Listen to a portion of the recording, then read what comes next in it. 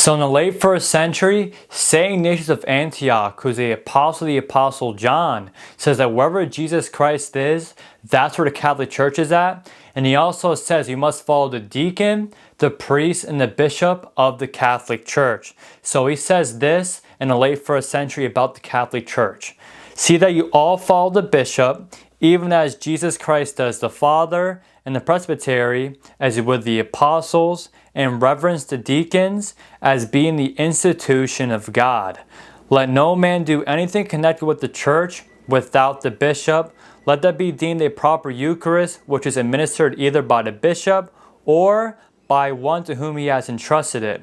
Wherever the bishop shall appear, there let the multitude of the people also be.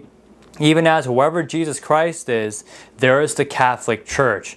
It is not lawful without the bishop either to baptize or to celebrate a love feast, but whatsoever he shall approve of, that is also pleasing to God, so that everything that is done may be secure and valid. This aligns perfectly with what St. Paul writes in his letters. So in Hebrews 13:17, it reads, "Obey your leaders and submit to them, for they are keeping watch over your souls." So that means the bishops, the leaders of the church, are watching over your souls to make sure you don't fall into sin and you're following God's commandments. It also reads in 1 Timothy 3:15 that the church is the pillar and foundation of all truth. So we must obey the church. We must obey the successors of the apostles, because Christ says when the apostles speak, you're listening to him.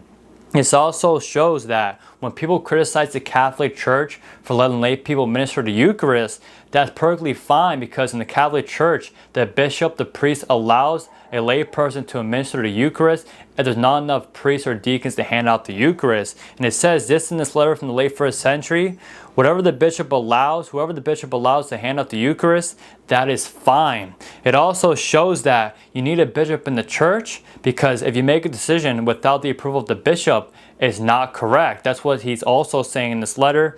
And this shows that wherever Jesus Christ is, that's where the Catholic Church is at. So the Catholic Church now in the 21st century is still here, almost 2,000 years later. And our bishop, the Pope, the Bishop of Rome, right, who is able to make infallible decisions, we must obey him as well, because he's a bishop and he's watching over our souls. So this sounds very Catholic, and it's just from the late 1st century, from a very important person, Ignatius of Antioch, who is an apostle of the Apostle John.